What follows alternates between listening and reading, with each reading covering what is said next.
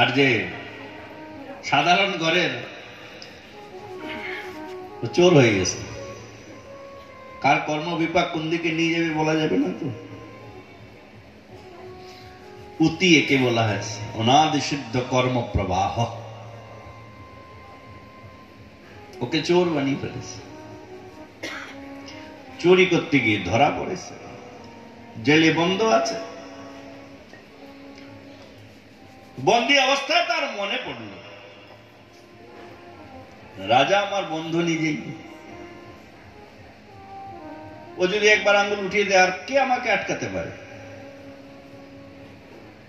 অনেক কষ্টে একটা চিঠি লিখলো, রাজার কাছে পৌঁছিয়ে দাও ভাই। এটা তাতে লিখাই আছে, তুমি তো আমার ছোটবেলার বন্ধু, চোর হয়ে গেছি, ধরাও পড়ে গেছি, যেভাবেই হোক আমাকে উদ্ধার করো। বন্ধু যখন ছিল ছিল, এখন তো সে রাজা, এখন সে রাজনীতি জানে, ধর্মনীতি জানে। এখন কি আগের মতো ছোটবেলার বন্ধু বেলায় যে ফেসলা নিত ওইটা কি এখন নিতে পারবে? দেখলো যে ওর কর্মের বন্ধনে, ওর কর্মের কারণে ও জেলে গেছে, ওকে আজকে মুক্তি দিলে আর কালকে আরেক 10টা অ্যাপ্লিকেশন এসে যাবে, আরো 10টা। মানা তো করা যাবে না, বন্ধু তো বটেই। পত্র লিখলেন একটা, কর্মব্যস্ততার কারণে আমি তোমার কাছে যেতে পারছি না, যেতে পারলে না তোমাকে আমি মুক্তি করে দিতাম। একবার তুমি যদি আমার কাছে আসো, তাহলে তোমার সব কিছু কথা শুনে আমি তোমাকে মুক্তি করে দেব। বলো না রে কৃষ্ণ। এবারে চিন্তা করেন, ওই চোরটা যেতে পারবে? ও তো জেলে বন্দী হয়েই আছে। ও যে ওখান বন্ধুর কাছে যাবে কিভাবে আর মুক্তি পাবে কিভাবে? আমরা ঠিক তেমনি কলির দুর্গেতে পড়ে আছি, সংসার বন্ধনে আবদ্ধ, কলির প্রভাবেতে আমরা একেবারে জর্জরিত। ভগবান আমাদের জন্য গেট লাগিয়ে দিলেন, সব ত্যাগ করে শরণ গ্রহণ করো, সর্বধর্মান পরিত্যজ্য মামেকম শরণম ব্রজঃ। কে কে যেতে পারবেন? সেই ভগবান যখন দেখলেন ব্রজেন্দ্র নন্দন যেই শচী সুত হইল সেই,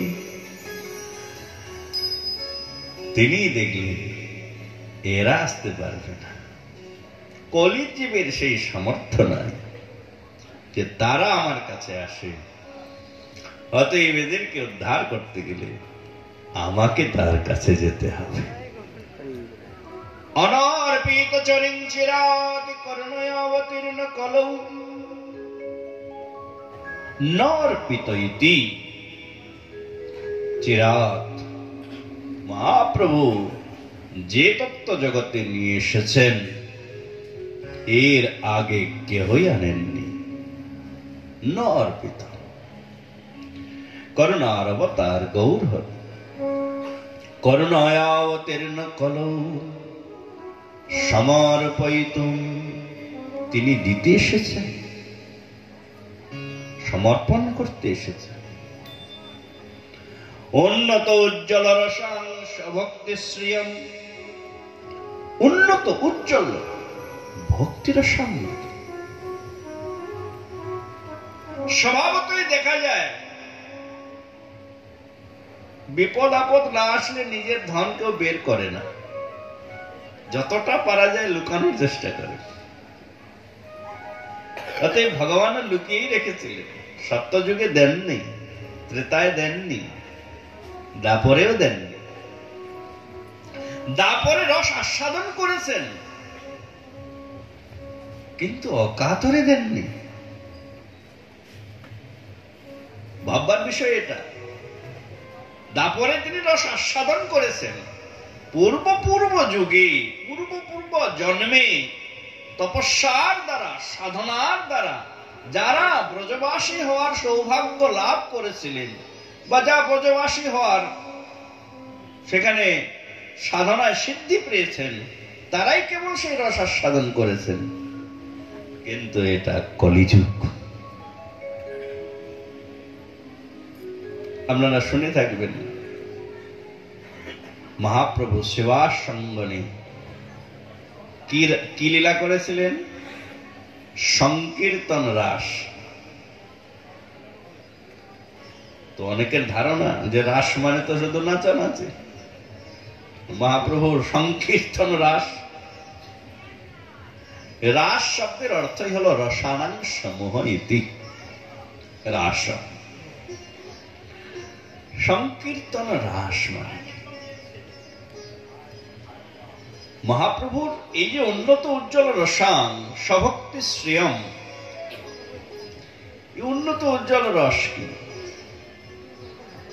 নিজ ভক্তি সম্পত্তিটাই বাকি।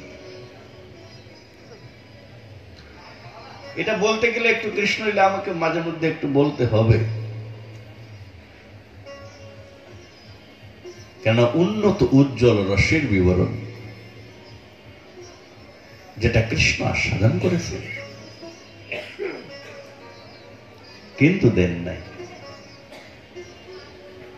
তিনি গৌর রূপে এসে দেয়ার সিদ্ধান্ত নিলেন। উন্নত উজ্জ্বল রসাং স্বভক্তি শ্রিয়ম। কি বলছিলাম? সম্পত্তি সকলেই লুকিয়ে রাখে, কিন্তু মহাপ্রভু দিতে চাই। সেবাস অঙ্গনে রাস প্রকট করলেন সংকীর্তন রস। আজকে আমাদের সময়ের অভাবে আমরা যেতে পারিনি সেবার অঙ্গনে। জগপিঠে গেছি, মাসির বাড়ি গেছি,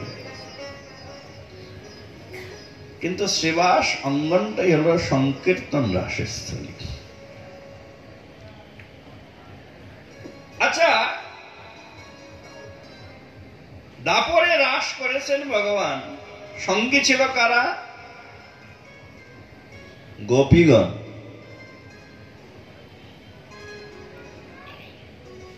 সেখানে প্রবেশ ছিলই কেবল গোপীদের, আর কারোরই ছিল না। গোপী শব্দের অর্থই হলো গো মানে ইন্দ্রিয়, পি মানে পান করা। গোভিহি ইন্দ্রিহি কৃষ্ণ রসম পিবতি ইতি গোপী। তাহলে সমস্ত ইন্দ্রিয়ের দ্বারা কৃষ্ণ রস পানকারী যারা, তারাই গোপী, আর তারাই কেবল রাসে প্রবেশের অধিকারিণী ছিলেন। স্বয়ং শঙ্কর এসেছিল, বৈষ্ণবানাং যথা শম্ভু, সমস্ত বৈষ্ণবের সর্বশ্রেষ্ঠ যিনি, সেই শম্ভুকেও রাসে প্রবেশ দেন না। বললেন যে আগে গোপীদের কাছে আনুগত্য স্বীকার করো,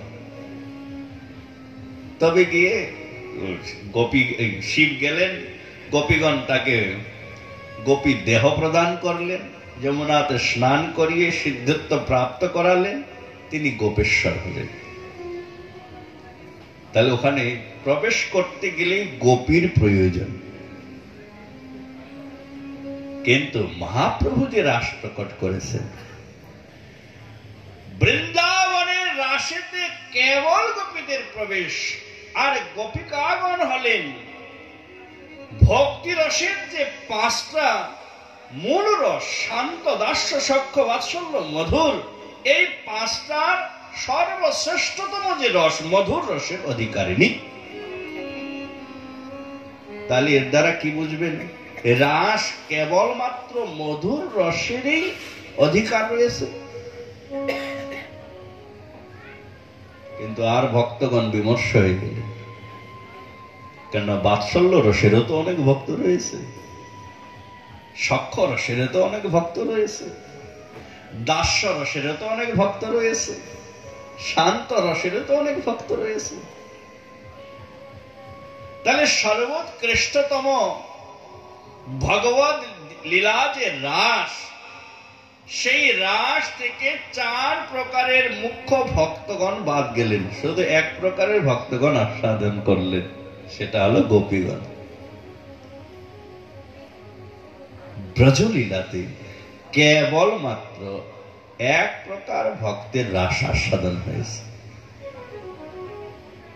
বাৎসল্য রসে যশোদা নন্দ বা নন্দ যশোদার সমবয়স্কা গোপ গোপীগণ ওখানে প্রবেশ করে। শ্রীদাম সুদাম দাম বসুদাম আদি সখাগণ বা তার সমবয়স্কা অসংখ্য কৃষ্ণ বৎসর সংখ্যাত, এটাও ভাগবতে বলেছেন, অসংখ্য কৃষ্ণ সখা, তাদেরও সেখানে প্রবেশ হয়নি। তারা সক্ষরসিয়া সাধন করেছেন, রাস না।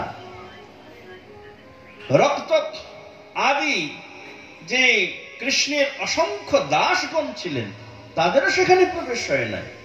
শান্তরসের গ্রন্থ হলেনি।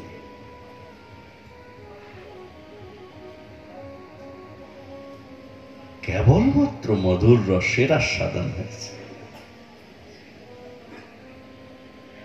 মহাপ্রভু দেখলেন কলিতে যে রাস হবে, এই রাসেতে 5 যে মুখ্য ভক্তি রসের ভক্তগণ সকলকে আস্বাদন করাবো। এই জন্যই গৌরহরি শ্রী গয়াধাম থেকে প্রত্যাবর্তন করে আত্মপ্রকাশের যখন তিনি ইচ্ছা করলেন, তখন আগে বহির্প্রকাশ করলেন না, সেবা সঙ্গে নিতে রাস প্রকট করলেন। আর সেইখানে রাসলীলা প্রকট করে কারো জন্য বাধা রাখলেন না। ওই রাসেতে, ওই সংকীর্তন রাসেতে শান্ত, দাস্য, সখ্য, বাৎসল্য এবং মধুর রসের যত ভক্ত সকলকে সম্মিলিত করে সংকীর্তন রাস রূপী হরে কৃষ্ণ মহামন্ত্রের তিনি প্রকট করালেন।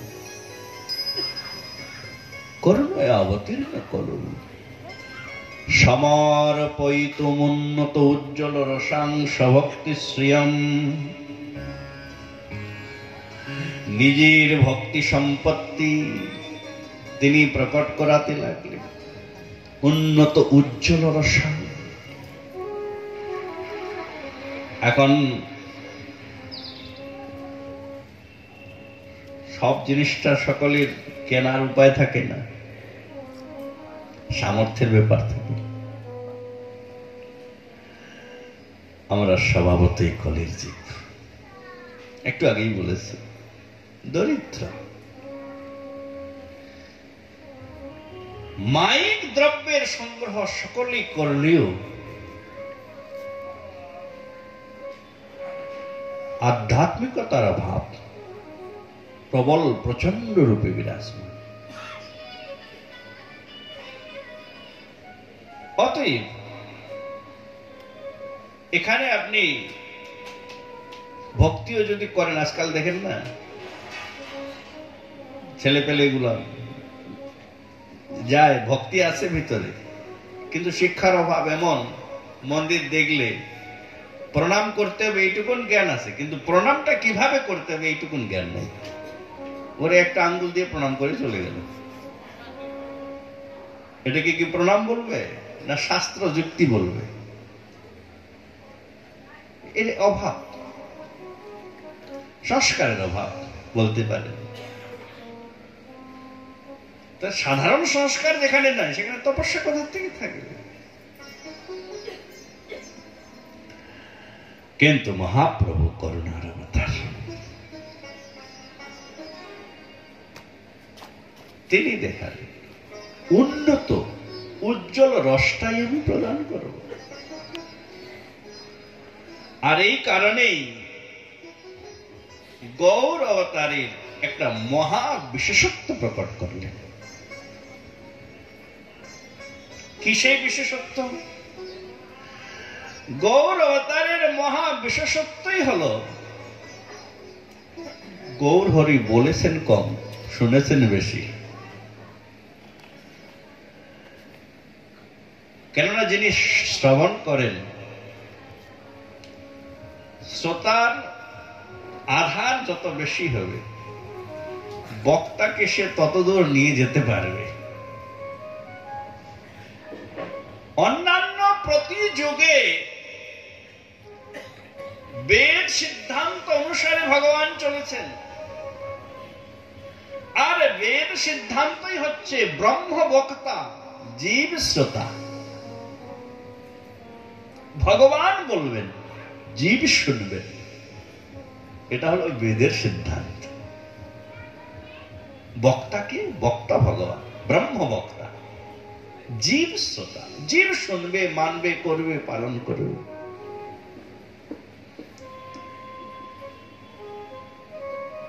এটা বেদের নিয়ম। রামায়ণ অবতারে দেখুন, কৃষ্ণ অবতারে দেখুন, ভগবান অর্জুনকে বলেছেন গীতা, পুরাণে দেখুন ও যুধিষ্ঠিরকে বলছেন তত্ত্ব উপদেশ। কিন্তু গৌর অবতার এ বড় অদ্ভুত। যখন সর্বশ্রেষ্ঠতম উন্নত উজ্জ্বল রস ধরাধামে প্রকট করার সময় হলো, তখন গৌর হরি বক্তা হলেন না, গৌর হরি শ্রোতা হলেন।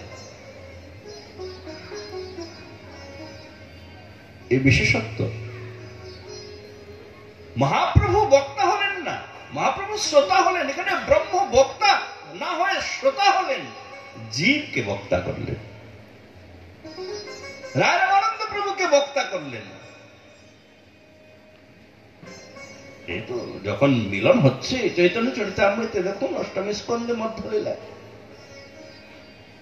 মহাপ্রভু গেছেন, মহাপ্রভু ভাবাবিষ্ট। বন দেখলি বৃন্দাবন, জল দেখলি যমুনা, জ্ঞান ভাবে বিভাবিত, আজানুলম্বিত ভুজ, অরুণ বসন, উন্নত কনক কান্তির মতো তার অঙ্গকান্তি। ঘাট থেকে অনেক দূরে স্নান করতে বসেছিলেন, ঘাট থেকে অনেক দূরে মহাপ্রভু ওখানে হরিনাম সংকীর্তন করছিলেন, আর ঘাটে এসেছেন রায় রামানন্দ। যেই দেখেছেন মহাপ্রভুকে, এত বড় পণ্ডিত, দিগ্বিজয়ী পণ্ডিত, যাকে ব্রাহ্মণগণ ঘিরে রেখেছেন, বেদ মন্ত্র উচ্চারিত হচ্ছে, কিন্তু সমস্ত কর্মকাণ্ডের বিধিবিধানকে পরিত্যাগ করে রায় রামানন্দকে যদি কেউ আকর্ষণ করেছিল তো গৌর হরি। মহাপ্রভু ওখান থেকে অঙ্গচ্ছটা প্রভাবিত করলেন, আকৃষ্ট হয়ে গেলেন, দৌড়ে গেলেন। এখানে কর্মকাণ্ডে ব্রাহ্মণগণ বেদ পাঠ করছেন, কোন ভ্রুক্ষেপ নাই, দৌড়ে গেলেন, সাষ্টাঙ্গ প্রণত হলেন। মহাপ্রভু আলিঙ্গন করলেন, তুমি রায় রামানন্দ। উনি পরিচয় দিলেন, আমি দাস শূদ্রারাম। ভগবানের সামনে দণ্ডতাটাই আকর্ষণ করে কাছে নিয়ে আসলেন। কিন্তু মহাপ্রভু জানেন এইখানে দুইজনের মধ্যে যে কথোপকথন হবে এইটাই জীবের প্রাপ্তি। অতএব জীবকে দেওয়ার বেলায় কার্পণ্যতা নয়, সর্বোৎকৃষ্টতম উত্তমোত্তম ভক্তিরস যেটা সাধন করানোর জীবকে প্রয়োজন, আমি সেটাই এখানে উদ্ঘাটিত করব। বললেন এসেছেন যেহেতু, এই এক অল্প সময়েতে মিলনেতে আমার কিছু হবে না, কয়েকদিন থাকুন। এমন সময় ব্রাহ্মণ আসলো, ব্রাহ্মণের গৃহে আমন্ত্রিত হলেন, মহাপ্রভু ওখানেই থাকলেন। রায় রামানন্দ একাকী এক ভৃত্যকে সাথে নিয়ে রাত্রে আসলেন। কোথায় রায় রামানন্দ? মহাপ্রভুকে প্রশ্ন করবেন। কোথায়? মহাপ্রভু রায় রামানন্দকে বলছেন, কহ রায় সাধ্যের নির্ণয়। আরে আমরা তো কলের জীব, কি জানি সাধ্য, কি জানি সাধন। হ্যাঁ, যে একটু আগে বললাম, কমন সেন্স নাই আমাদের। সেখানে মহাপ্রভু আমাদের জন্য প্রশ্ন করছে, সাধ্য কি বলো? কহ রায় সাধ্যের নির্ণয়, কি করতে হবে, আমাদেরকে কি প্রাপ্তি করতে হবে? মানব জীবন বড় দুর্লভ, নির্ধমাদ্যম সুলভম সুদুর্লভম প্লবম সুকল্পম গুরু কর্ণধারম ময়ানুকূলেন ন ভস্বতে ঋতম ন তরিৎস আত্মহ। একাদশ স্কন্ধের জীবনটা বড় দুর্লভ। নিধমাদ্যম সুলভম সুদুর্লভম। দুর্লভ জানেন কি জন্য? সকলে এখানে ভক্তগণ আছেন, 84 লক্ষ পার করে এসেছে, তাই না? জলজান অবলক্ষানি স্থাবরা লক্ষ বিংশতি ক্রিময়া রুদ্র সংখ্যাকা পক্ষিণাম 10 লক্ষকম পশব 30 লক্ষানি পক্ষিণাম 10 লক্ষকম 4 লক্ষানি মানবা। এই অনেক শুনেছেন এগুলা। 84 লক্ষ পার করে এসেছেন, অতএব সুদুর্লভ। বারবার আসবে না মানব দেহ, কিন্তু একটা ভালো লক্ষণ তো আছে, সুলভ। কেন সুলভ? আর অন্য জন্মেতে সাধন হবে না, ভোগ হবে কিন্তু সাধন হবে না। অন্য জন্মেতে সাধন হবে না।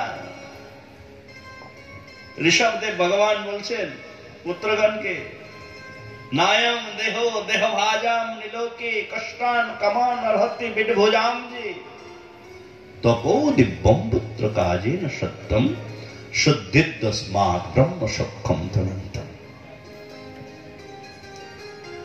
নায়ম দেহ দেহ ভাজাম নিলোকে, মানব দেহ পেয়েছ যেহেতু, এটা ভোগ বাসনা পূর্ণ করার জন্য নয়। এটা কিসের জন্য তাহলে? তপোদিব্য, কেবলমাত্র এই একটা জন্ম, যেটা দিব্য তপস্যার জন্য। কিন্তু আমরা হারিয়ে ফেলেছি ব্যালেন্স। সামাজিক প্রথা, মডার্নিটি, আমাদের জীবনশৈলী, আমরা ধীরে ধীরে সেগুলো হারিয়ে ফেলছি, সাধন হারিয়ে ফেলছি। মহাপ্রভু এই কারণেই কলির জীবের কি লক্ষ্য করে প্রথম প্রশ্ন করলেন, কহরায় সাধ্যের নির্ণয়।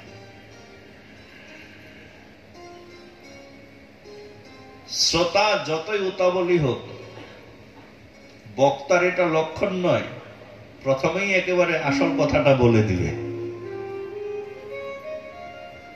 রায় রামানন্দ প্রভু প্রথমে বেদ ধর্ম দিয়ে প্রারম্ভ করলেন। বেদ ধর্ম বর্ণাশ্রম চারবতা পুরুষের পরপ, বিষ্ণু পুরাণে বলছে বর্ণাশ্রম চারবতা পুরুষের পরপমান বিষ্ণু নারাধ্যতে পন্থা নানা তত্ত্বস্য কারণম। বর্ণ এবং আশ্রম ধর্ম যেটা বেদ আমাদের শিখিয়েছেন, এটা করলে জীব হরিভক্তি লাভ করেন। মহাপ্রভু এই শব্দটার উত্তর দিলেন কিভাবে জানেন? কেবল আর কেবলমাত্র এহ বাহ্য বলে। এহ বাহ্য আগে কহ, আর এহ বাহ্য, বাহ্য মানে এই সাধনটা সর্বতোভাবে গোবিন্দ প্রাপ্তি করাতে পারেন না। কেননা এখানে অহংকার থাকবে। ব্রাহ্মণ আমি, ক্ষত্রিয় আমি, বৈশ্য আমি, শূদ্র আমি, বিভিন্নতা আছে। অতএব মহাপ্রভু বললেন এহ বাহ্য। কর্ম বললেন এহ বাহ্য। কর্ম মিশ্রা ভক্তি বললেন এহ বাহ্য। জ্ঞান বললেন এহ বাহ্য। জ্ঞান মিশ্রা ভক্তি বললেন এহ বাহ্য। যখন প্রেমাভক্তিতে আসলেন, প্রেমাভক্তি যেখানে সম্বন্ধ প্রারম্ভ হচ্ছে, এতক্ষণ পর্যন্ত মহাপ্রভু এহ বাহ্য এহ বাহ্যই বলেছেন। কেন বলেছেন? তার অন্তর্নিহিত কারণই হলো এই যেগুলো সাধন রয়েছে, যেগুলাকে মহাপ্রভু এহ বাহ্য বলেছেন, সেগুলাতে গোবিন্দের সাথে জীবের কোনো সম্বন্ধ ছিল না। এখানে সম্বন্ধ নাই। আছে আপনি বর্ণ ধর্ম পালন করছেন না করছেন, এতে ভগবানের সাথে আপনার সম্বন্ধ কি? আপনি ভালো কর্ম করছেন না করছেন, এতে ভগবানের সাথে আপনার সম্বন্ধ কি? আপনি যোগ করছেন না করছেন, তাতে কি হয়ে যায়? যেখানে সম্বন্ধ নাই সেখানে ভক্তি হবে না।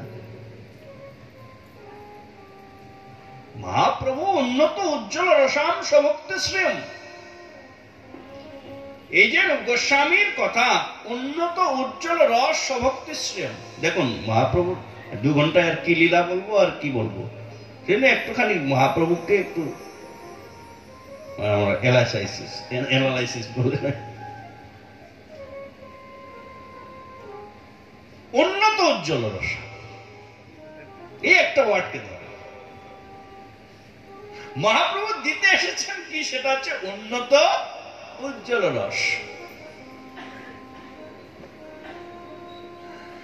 তিনি রায় রামানন্দের প্রতিটা যে সাধন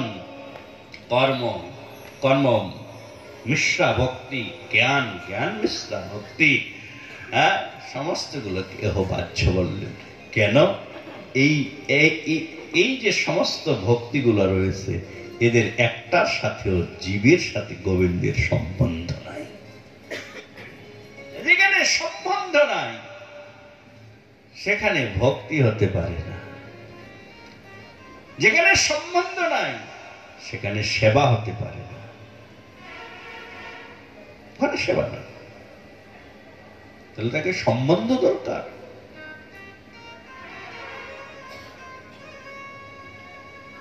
এখানে মহাপ্রভু দেখুন, রায় রামানন্দ সংবাদে মহাপ্রভু রায় রামানন্দ প্রভুর মাধ্যমে উন্নত উজ্জ্বল রসকে প্রকট করলেও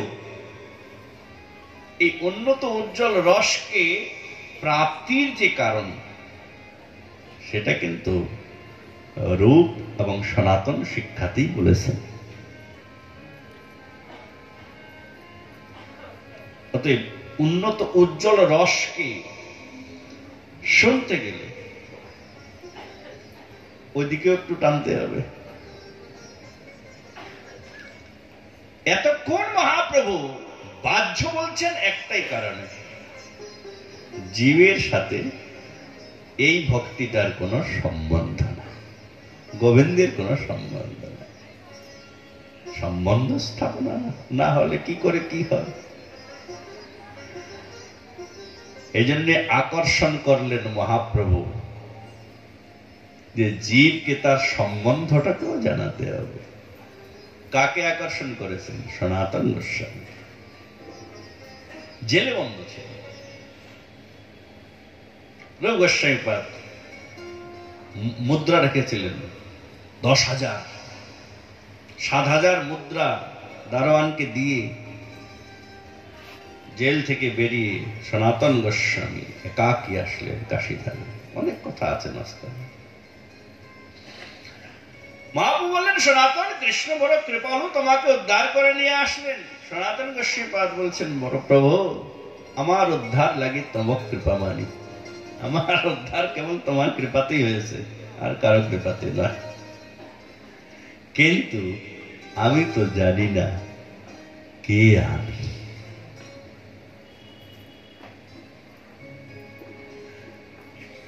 এত বড় মহান ব্যক্তিত্ব, মন্ত্রী পদে আর তিনি আসীন ছিলেন, তিনি এখানে এসে বলছেন কে আমি।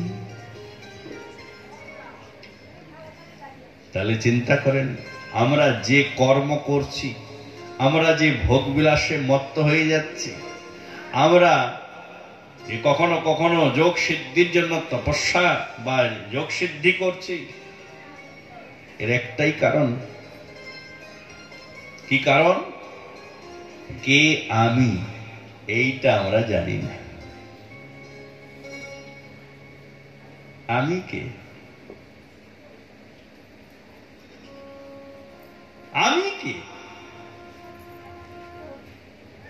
আমি যদি শরীর তো নাশবান,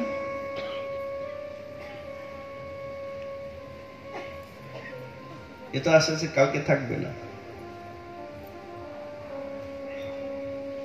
থাকবে। কদিন আগে আমি মঠে বসে আছি, হঠাৎ করে অরণ্য মহারাজের ফোন গেল। মহারাজ দণ্ডবোধ, ফোনটা উঠিয়ে দণ্ডবোধ জানালাম। উনি বললেন, আরে কি বলবো, মদন গোপাল প্রভু হঠাৎ করে চলে গেলেন।